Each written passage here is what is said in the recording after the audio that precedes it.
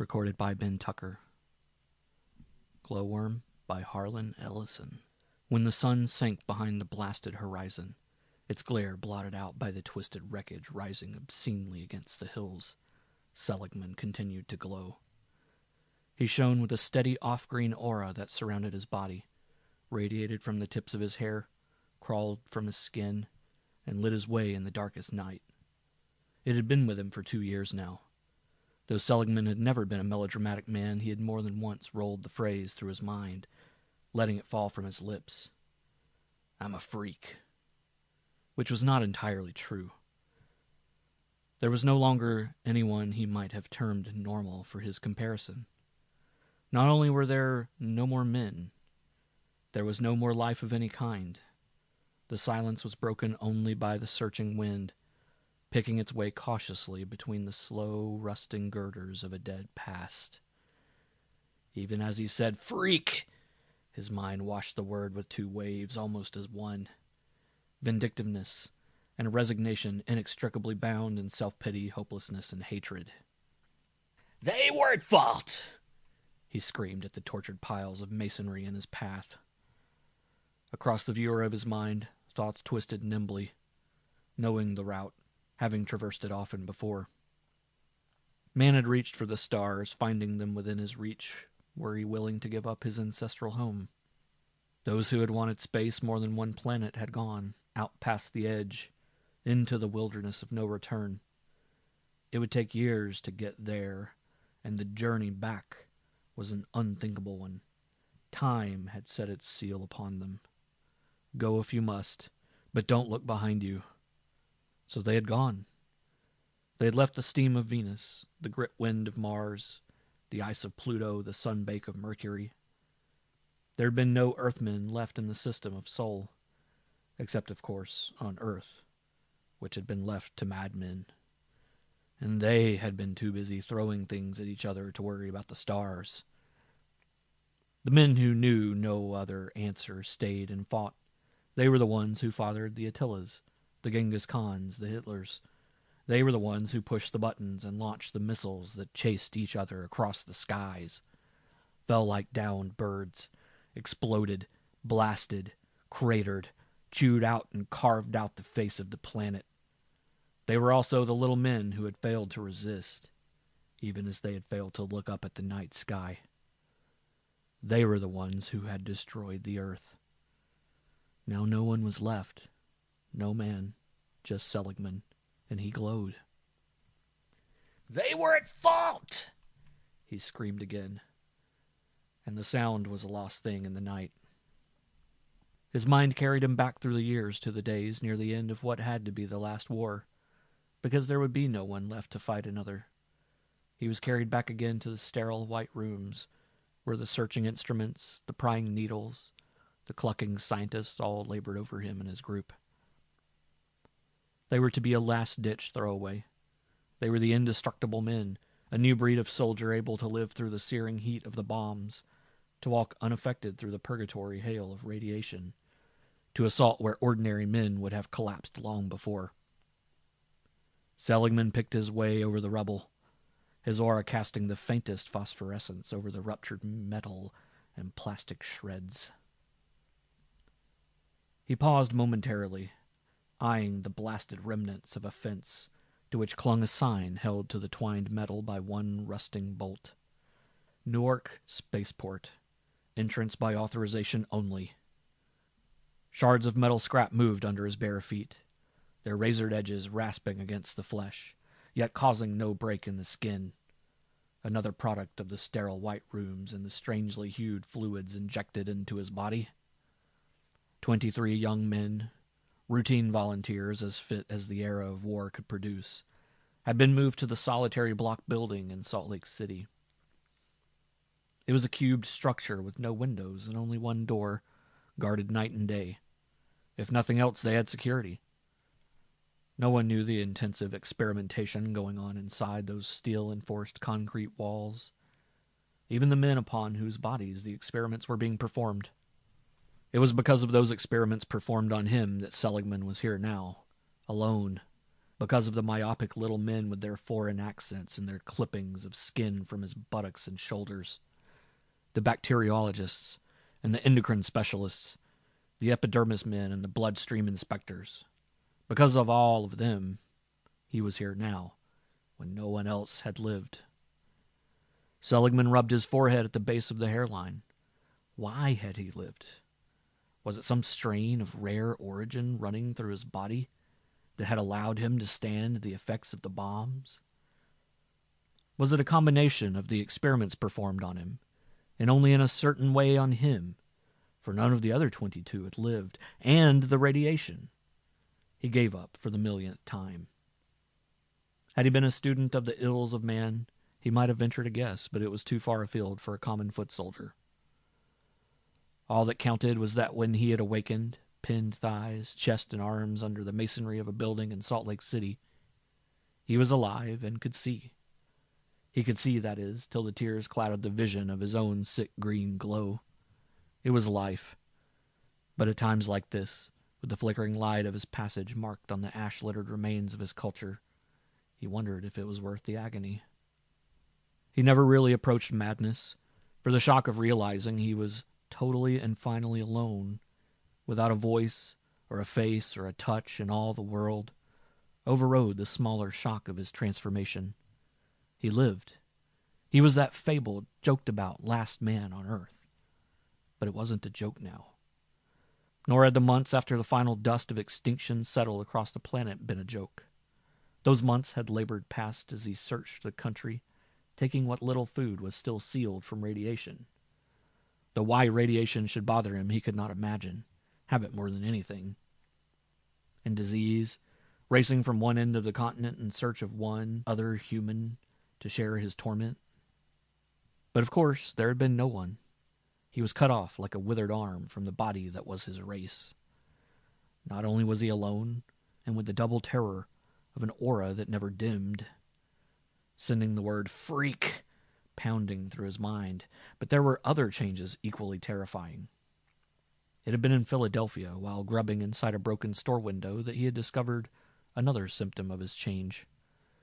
The jagged glass pane had ripped the shirt through to his skin, but had not damaged him. The flesh showed white momentarily, and then even that faded.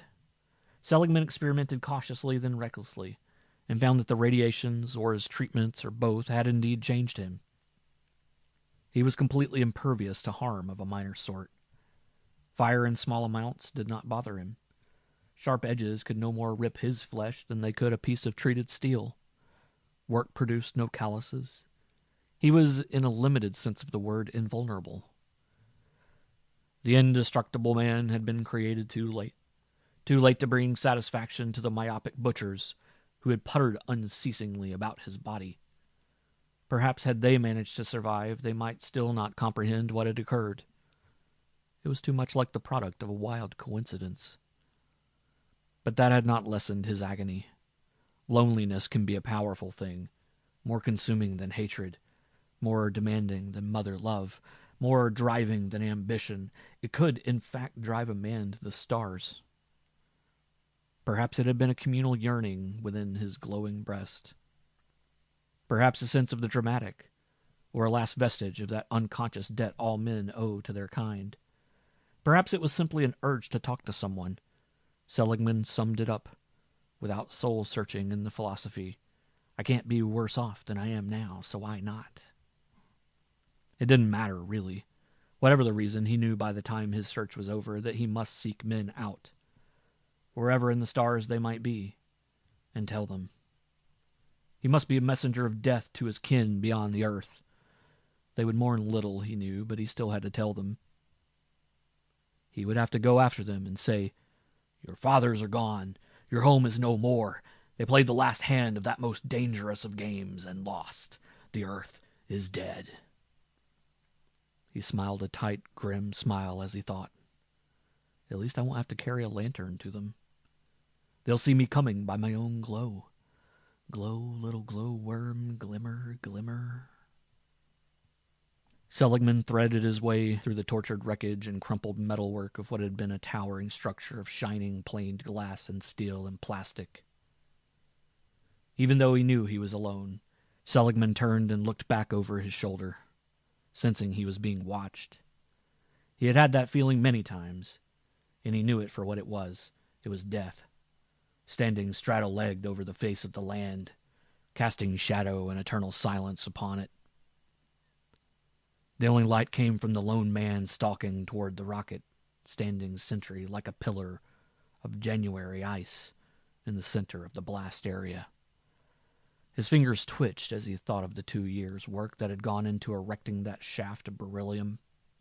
Innumerable painstaking trips to and from the junk heaps of that field, pirating pieces from other ships, liberating cases of parts from bombed-out storage sheds, relentlessly forcing himself on, even when exhaustion cried its claim. Seligman had not been a scientist or a mechanic, but determination, texts on rocket motors, and the original miracle of finding an only partially destroyed ship with its drive still intact had provided him with the means to leave this place of death. It was one of the latest model ships, a Smith-class cruiser with conning bubbles set far back on the tapered nose, and the ugly black depressions behind which the Bergsil cannons rested on movable tracks. He climbed the whole ladder into the open inspection hatch, finding his way easily even without a torch. His fingers began running over the complicated leads of the drive components, checking and rechecking what he already knew was sound and foolproof, or as foolproof as an amateur could make them. Now that it was ready, and all that remained were these routine check tests and loading the food for the journey, he found himself more terrified of leaving than of remaining alone till he died. And when that might be with his stamina, he had no idea. How would they receive a man as transformed as he? Would they not instinctively fear, mistrust, despise him? Am I stalling? The question suddenly formed in his mind, causing his sure inspection to falter.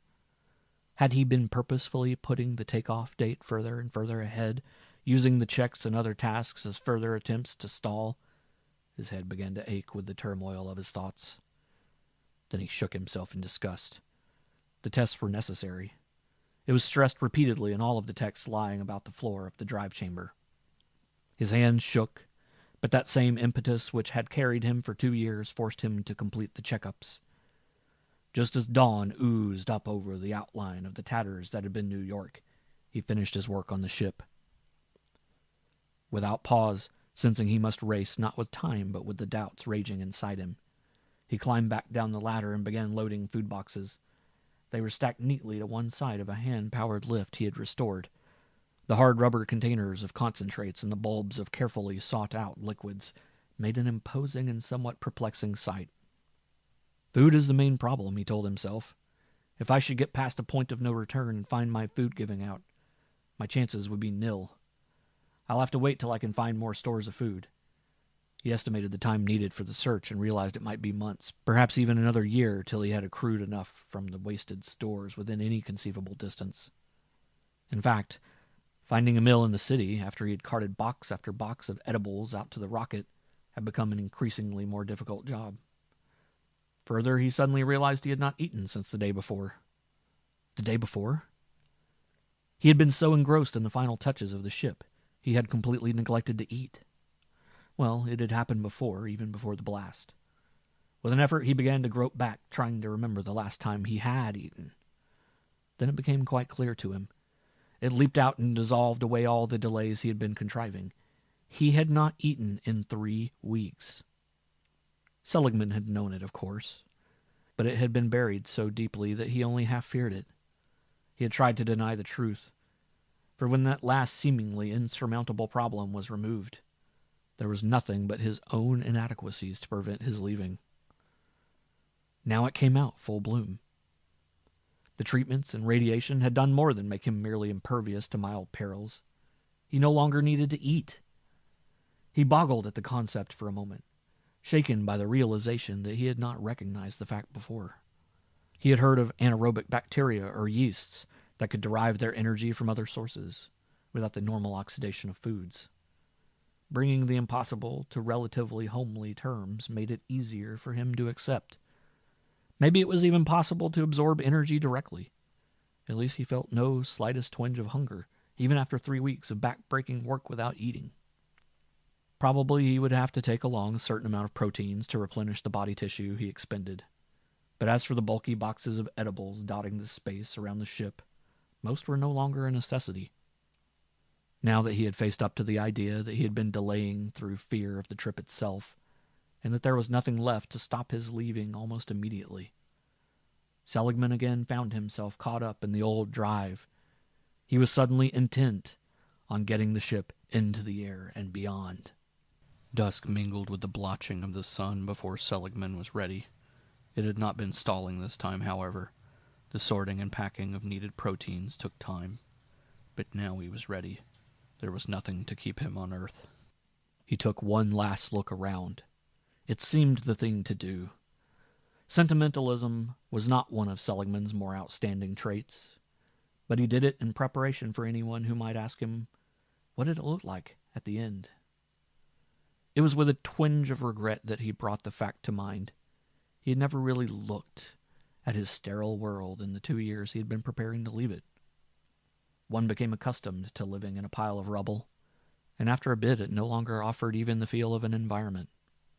He climbed the ladder into the ship, carefully closing and dogging the port behind him. The chair was ready, webbing flattened back against the deep rubber pile of its seat and backrest. He slid into it and swung the control box down on its ball swivel to a position before his face. He drew the top webbing across himself and snapped its triple lock clamps into place.